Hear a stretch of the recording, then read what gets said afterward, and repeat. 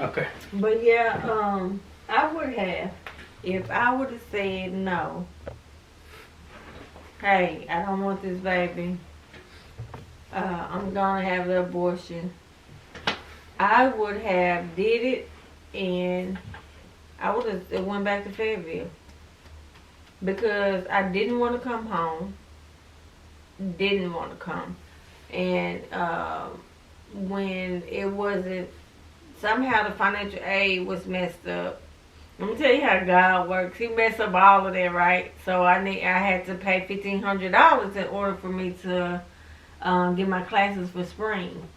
Um, and I'm like, 15? Why? I thought I had financial aid. Well, they kind of do what Euler does, and at this time I didn't understand. They get you in there, but you get all your stuff, all your paperwork, and then they tell you at the end, well, oh, you need this amount. Everything it covered but this amount. So mom did a parent plus loan, and I'm praying like, oh, gonna get this through or whatever so it can pay, so I can get back. Because my whole thing, what I seen myself as, just going back, working, and then saving money to get an apartment up there. Because I wasn't coming back. I really refused to come back. So the abortion thing never was I wanted that because I was just gonna stay up there. Because I know, first of all, it was other girls before me that done it, so I know it was possible. Then that was like, oh, you can get, daycare, da da da.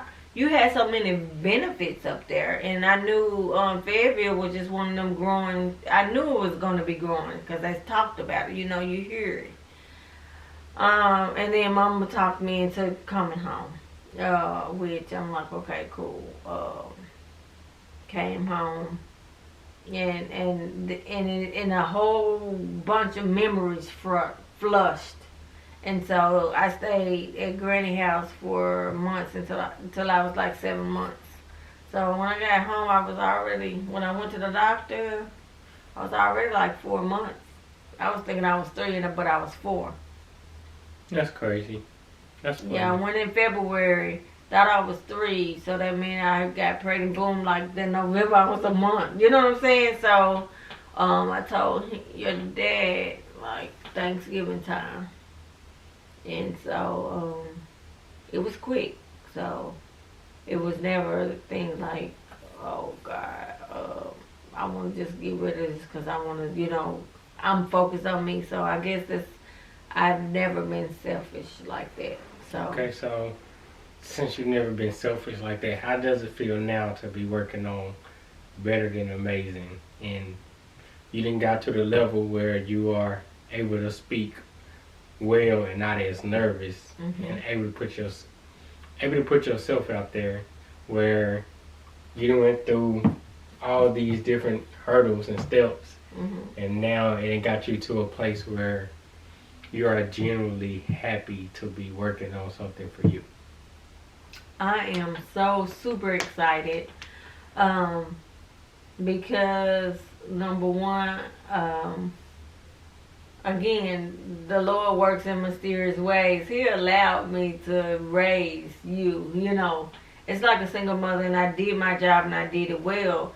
Now I have all the time in the world to focus on me and what makes me happy.